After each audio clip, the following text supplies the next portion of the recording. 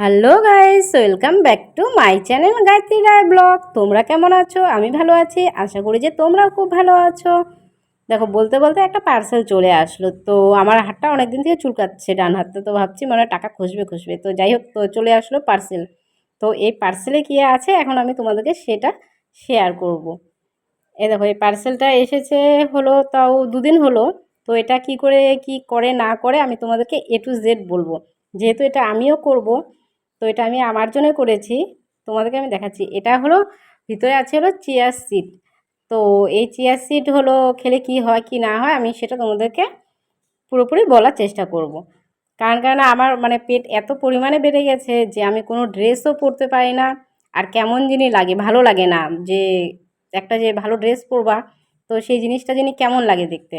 তো তার জন্য সেটা আমি অর্ডার করে নিলাম। এই যে এটা হলো চিয়া সিড। তো এটা কি করে খায় কি না খায় আমি তোমাদেরকে অল ডিটেলস বলবো। আর এই পেটের জন্য আমি কোনো ড্রেস একেবারেই পরতে পারি না।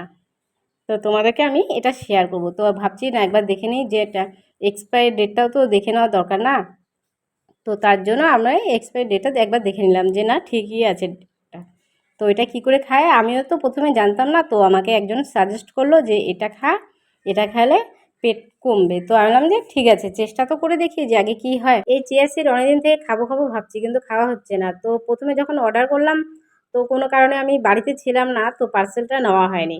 পরে আবার নেক্সট টাইম তো অর্ডার করলাম, তো তখন বাড়িতে ছিলাম। তো যাই হোক, নেওয়া হলো। তো আমি ভাবছি যে এবারও কি মিস হবে নাকি। তো সেটাই ভেবে মনটা জানি খারাপ লাগছিল যে কবে থেকে ভাবছি যে খাবো খাবো, কান্না ভুঁড়িটা এত পরিমাণে বেড়ে গেছে। তো সেটা নিজেরও খুব খারাপ লাগছিল।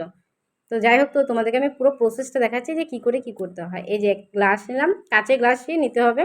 তো 1 গ্লাস জল নিবে, রাত্রে এটা ভিজিয়ে রাখবে, 1 চামচ চিয়া সিড দিয়ে ভিজিয়ে রাখবে। তো তোমাদেরকে আমি পুরোটাই দেখাচ্ছি যে কী করে কী করতে হবে। তো এই যে 1 চামচ নিবে, বেশি নিবে না।